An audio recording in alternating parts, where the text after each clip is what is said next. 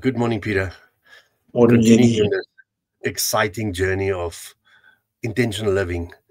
And right now we're busy with The Wealth Money Can't Buy from Robin Sharma. We within the first pillar called growth.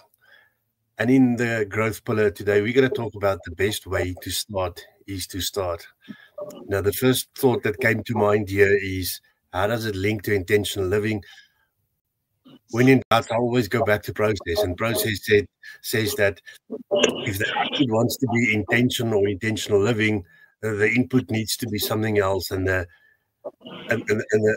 focus for today is the best way to start is to start. So start is also an input to the process into a way of living intentionally.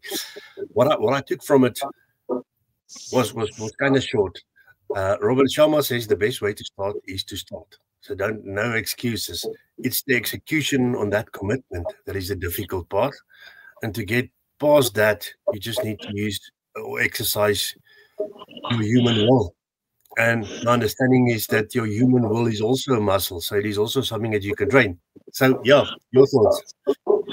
You know, he says in this book, plus an earlier book, all change is hard at first, messy in the middle, and gorgeous at the end. And I think that's something we should be aware of. It is hard, and the hard comes with the start.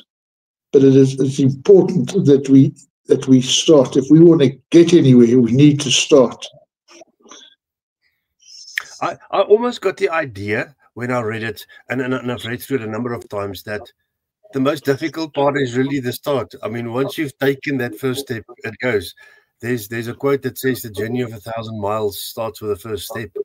And I got it from this gym as well, this that we're talking about, to say you just need to start, and you're halfway there because the difficult part is over. You know, I can remember years ago being with a group of guys, and they said they were going to run Comrades. And it's quite amazing. They spoke for a long time about running the Comrades Marathon, but they never ever started. And so this is a great reminder to us. If we want to achieve something, we've got to start it.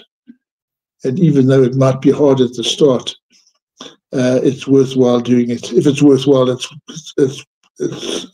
needs to be done. You need to start. So I think our challenge to our listeners today is, what are you waiting to start?